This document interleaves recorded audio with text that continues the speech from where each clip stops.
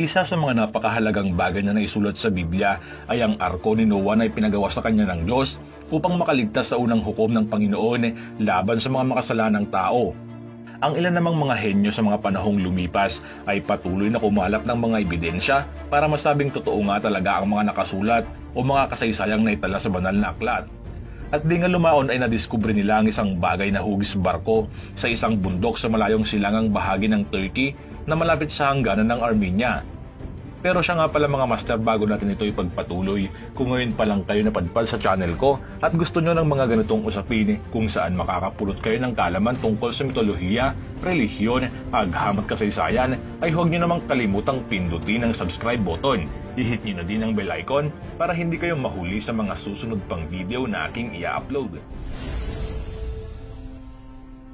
Ayon sa Biblia, si Noah ay inutusan ng Diyos upang gumawa ng arko para iligtas ang kanyang sarili at ng pamilya nito sa bahang ipadadala ng Diyos para lipulin ang mundo dahil sobrang makasalanan na nito. Ayon pa rin sa Biblia sa aklat ng Henesis, ang sukat ng arko ay 300 siko ang haba, 50 siko ang luwang at 30 siko ang taas. Kung gagamit naman ng ibang salita sa sukat, ay lalabas na ang arko ay may sukat na 515 feet o 300 Egyptian cubits ang haba, 75 feet ang luwang at may 45 feet na taas. May 3 palapag din ang loob ng arko. Hindi naman tinatanggi sa kasaysayan na ang arkong gawa lamang sa kahoy at ginawa lamang ng 8 tao ay siyang pinakamalaking arko sa buong kasaysayan. At sa oras nga na matapos ang arko, ang utos ng Diyos ay kailangang magsakay ng tag-2 pares ng mga hayop na nabubuhay noon. Mag-iimbak din ng pagkain para kanilang kainin upang sila ay mabuhay. At doon nga ay nagsimulang umulan ng malakas sa loob ng 40 gabi at 40 araw at bumaha kung saan nilipol nito ang makasalanan at nanatiling ligtas sila Noah dahil na rin sa arko na nanatiling nakalutang hanggang sa mapadpad sila sa isang bundok na kung tawagin ay bundok Ararat, kung saan ito huling natagpuan ayon na rin sa mga nakasulat sa Biblia. Ngunit maraming mga eskolar ang hindi naniniwala sa mga pahayag na ito sa Biblia dahil wala umanong nakitang mga ebidensya o mga patunay na ito nga ay talagang nangyari o ginawa.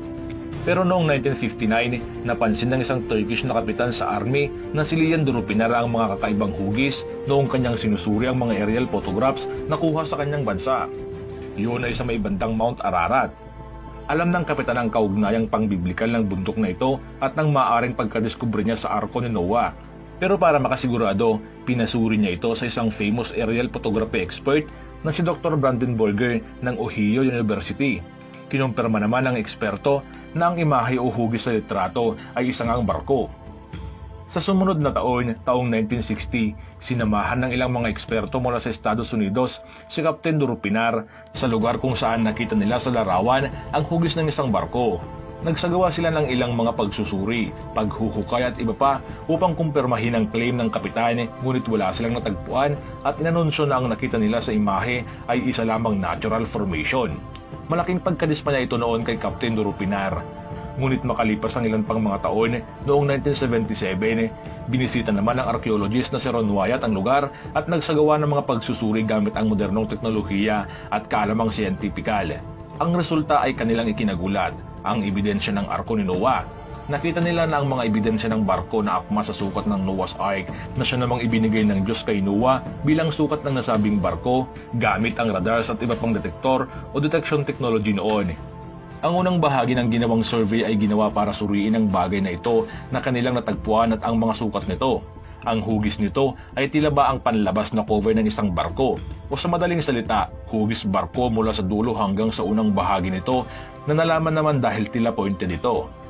Ang distansya mula sa unang bahagi nito hanggang sa dulo ay tinatayang 515 feet o 300 Egyptian cubits at may average width na 50 cubits na siya namang mga sukat na nakasulat sa Biblia ukol sa pagkagawa ng arko.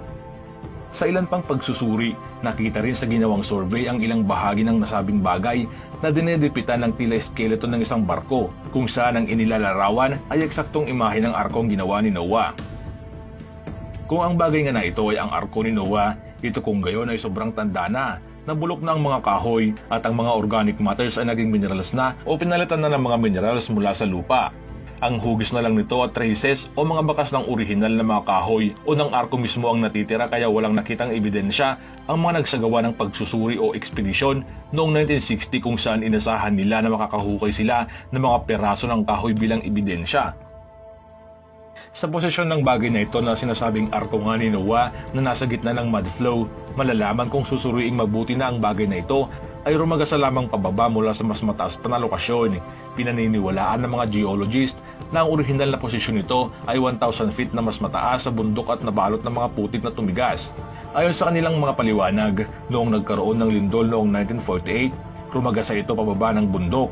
Nasira yung mga tumigas na putik na bumabalot dito at dahil nga doon ay lumabas ang structure.